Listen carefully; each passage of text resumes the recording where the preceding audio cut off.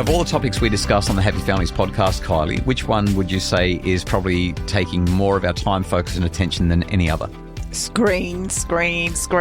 So today, in our very special Doctor's Desk episode of the Happy Families podcast, we're talking about a first-of-its-kind study, a brand new study published just recently in the Proceedings for the National Academy of Sciences, an Oxford academic journal. In the last couple of months, it grabbed my attention, and it's fascinating. And it just impacts so heavily on everything we're doing in our families when it comes to screens. Can't wait to talk to you about this one. Hello, welcome to the Happy Families podcast. Real parenting solutions every day on Australia's most downloaded parenting podcast. We are Justin and Kylie Coulson. Kylie, let's crack on straight away. This one caught my attention, and I can see that you're sitting on the edge of your chair, riveted by what I'm about to say. Please share. Okay. So this was published, like I said, in PNAS Nexus just a couple of months ago. The title of the journal article is Blocking Mobile Internet on Smartphones Improves Sustained Attention, Mental Health and Subjective Wellbeing. So basically, here's what happens in this study. Researchers use a mobile phone app to block all mobile internet access from participants' smartphones for 2 weeks. And then that way they can track compliance. Like, are you using a smartphone to access the internet? No, because we've blocked it. It's only a 2-week intervention. It's specifically targeting the features of smartphones that make them smart. But they can still use their mobile phone for texts and calls, and they can still use non-mobile internet. So they can still use their desktop or their laptop to get work done and even use social media if they want. And here's what they find. After 2 weeks of not being able to use your smartphone as a smartphone, but just using it literally like a brick, like a dumb phone, the intervention improved mental health, subjective well-being, and objectively measured ability to sustain attention. 91% of participants improved on at least one of the outcomes. What they found was that when this study was carried out, people spent their time differently. When people didn't have access to mobile internet on their smartphone, they spent more time socializing in person, more time exercising, more time being in nature. So basically, causal evidence. All the research that we've got is correlational. There are no randomised controlled trials. This is the first one that I'm aware of. Causal evidence, blocking mobile internet improves psychological outcomes. And I think the broader point is this: while we maintain the status quo, while we continue to stay constantly connected to the internet, it's going to be detrimental to our time use, to our cognitive functioning, to our ability to sustain attention, and most important of all, to our well-being. We experienced the positive impact of removing our phones from our lives for a week when we went away recently. And it's amazing just how much lighter we felt. Freedom is the only word I had. I felt unshackled. I felt this capacity to think for myself and to think in a way that I don't usually think. Yeah. What stood out to me is that I didn't notice it while we were going without, but when we got back to it and we had access to it again, that's when I noticed it. The bombardment. Yeah, constantly. Curiously, in this particular study, what they found was they had a look at how much smartphone usage was happening. The intervention significantly reduced smartphone use. Average screen time decreased in the intervention group from 314 minutes at time 1 to 161 minutes at time 2, and then it rebounded back to 265 minutes at time 3. Whereas for the other group, what they found was it went from 336 minutes to just 322 minutes.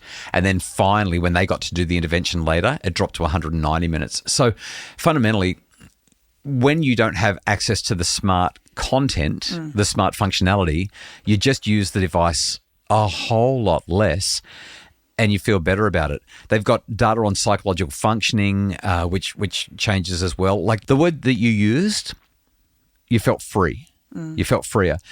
I don't know that I've ever thought about it like this until the very moment we're having this conversation. This wasn't planned, but in some ways we are prisoners to our devices. They hold us captive. Because even as a mature-aged adult who understands and knows the implications of smartphones and what they can and do to us, we still get hooked. Like literally.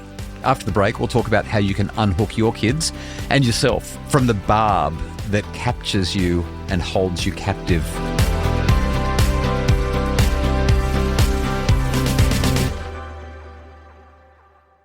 Okay, Kylie, everybody knows about Jonathan Haidt. We've been talking about him on the podcast. Well, it's not because we've been talking about him, but we have been talking about him. He's a global phenomenon. He wrote The Anxious Generation. And he said this recently in an interview with Ezra Klein on his podcast. Just want to share this because it highlights just how important it is that we get this right, and also how much he actually got something wrong in his book. In The Anxious Generation, I think I grossly underestimated the harm that's happening because I focused on mental illness. But the bigger damage, I think, is the destruction of human attention in millions, possibly tens or hundreds of millions of kids around the world. And when you talk to pre-K teachers, they say the kids are coming with language delays, social problems because they were raised on iPads. So let me give a suggestion to parents like you with your young kids. I wish I'd understood this when my kids were young. Let's distinguish between a pretty good use of screens and a really, really bad use of screens. So a pretty good use of screens is to put on a long movie, like 90 minutes, more, a long movie. They're going to pay attention to a long movie about characters in a moral universe. So there's issues of good and bad and norms and betrayal, and it's part of their moral training, their moral formation. And they're watching it with another person. Now, that can be you, ideally, but it's okay if it's a sibling or a friend because it's social. Here's what's really, really bad. iPad time by yourself, because that's exactly the opposite. It's solitary. It's not stories. And if they are stories, there are 15-second stories that are amoral or really immoral, really disgusting, degrading things and terrible things, people doing terrible things to each other. And then the other thing that I really want parents to understand is that this is not like TV. TV is a good way of entertainment. TV puts out a story. But a touch screen is a behaviorist training device. A touch screen, you get a stimulus, you make a response, and then you get a reward, which gives you a little bit of dopamine, which makes you want to do it again and again and again. So a touchscreen can train your child the way a circus trainer can train an animal. TV isn't like that. So iPad time, iPhone time for your 3, 4, 5-year-old is just not a good thing. This was the clip that I was telling you about a couple of weeks ago on the podcast. Yeah. Listening to him, he's not saying we have to eradicate screens from our lives. The reality is we live in a world of screens and technology. We can't get away from it. Well, I was going to pick him up on that and say it would be better if you weren't watching the screen at all. But he's choosing between the lesser of two evils. If screen's there, then ABC Kids, Bluey, a movie, that kind of thing is way better. And in some ways, I think parents can kind of just relax a little bit when it comes to this. We've had so many conversations about, you can only watch this much time each day on a screen, but understanding and knowing if I had to choose between letting my kids scroll even for 30 minutes and just, see TikTok videos or reels compared to spending an hour watching a movie, that's actually the better option. It's not so much about a time thing. It's about what they're doing with that time. Central thing that stood out to me when he said, I have grossly underestimated. Yeah, I actually wrote those words. The impact. Yeah. And the screens are literally training our kids. They have been set up by the world's smartest people who understand neurology and neuroscience and how our brains work better than anyone on the planet. And not just one or two people, like thousands of people have sat down. They do so much to capture our children. Recent conversations that I have had with Brad Marshall, Dr. Brad Marshall, and also with Professor Wayne Warburton, both of those conversations coming up on the podcast in the next few weeks, highlight new data that is indicating that problematic gaming is actually more harmful than we always thought, and that our kids are being hooked by these addiction machines. I want to read this quote to you. This is something that I quoted in the Parenting Revolution, in my book, The Parenting Revolution, from a New York Times essay by a guy called William Su. William Su is a former game developer and founder of Storm 8. He's launched more than 50 mobile games. Collectively, they've been downloaded over 1 billion times. He's also generated more than $1 billion in sales. So this guy knows what he's talking about when he describes how this all works. Kylie, word perfect. This is his quote out of the New York Times. I am very familiar with game addiction, as that's what I thought about every day for more than a decade. I hired product managers and engineers to track everything players did and analyze their behavior. Using the data we collected, We experimented with every feature of our games to see which versions allowed us to extract the most time and money from our players. For us, game addiction was by design. It meant success for our business. And then he adds this compelling statement. That's the ultimate goal, to build habit-forming games that have players coming back every day. In other words, it takes away the decision-making. We wanted people to reach for their phones first thing in the morning and jump right into our games just as they check their social media and emails. The smartest people in the world are trying to literally addict our children. And the same parts of the brain that light up when you gamble or when you take drugs are the same parts of your brain that light up when you get onto social media or when you get onto an online game.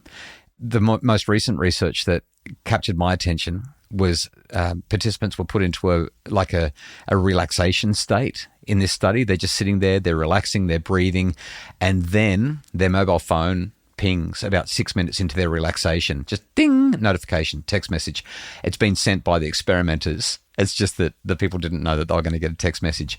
Their brains are being monitored. It's an EEG, it's an electroencephalogram, and it just measures brainwaves. And as soon as this text message goes ding, their brain goes crazy. All the reward circuitry in the brain is like, oh, what is it? It's like this, yes, somebody's thinking of me. Somebody wants to talk to me. It's so profoundly impactful, and it hits our kids' brain. I mean, it hits all of our brains hard, but it hits our kids' brains. It's such a sensitive period in their development. Let's go back to the study because we need to wrap this up. We've talked for way too long. Kylie, the randomised controlled trial, first of its kind that I'm aware of, blocking all usage of the phone, all internet connected usage of the phone. It's just text messages and telephone calls, and people are going, yeah, I'm happier. I can sustain attention better. Where can I get this app? Yeah, it's called a dumb phone.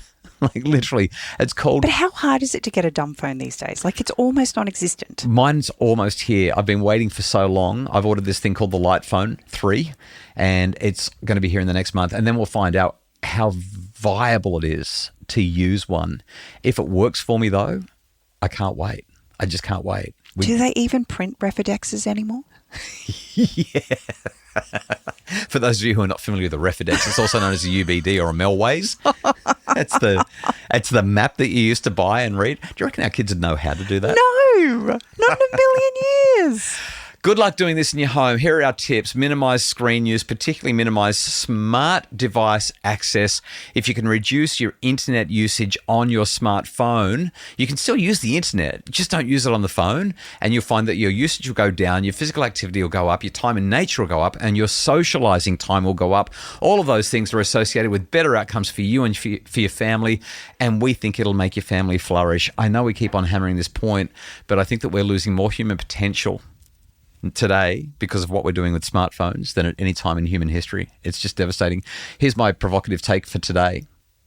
I know that there have been awful war criminals that have created catastrophic damage and harm. And so I'm mindful that what I'm about to say could be taken the wrong way. I don't know if I'm putting it to that level, but I reckon we're pretty close. I reckon people like Mark Zuckerberg and those who run the biggest platforms and create these devices are responsible for more human misery, suffering, misfortune, and unhappiness than almost anybody who has ever walked the face of the earth. Well, after that Debbie Downer of a comment, I think I need to go watch a few reels just to lighten the mood. I still have some work to do, obviously. We will link to the study in the show notes. Thanks so much for listening. We are so glad that you love the podcast, and we hope that it makes your family happier. The Happy Families podcast is produced by Justin Rulon from Bridge Media. And if you'd like more info about making your family happier, please visit us at happyfamilies.com.au.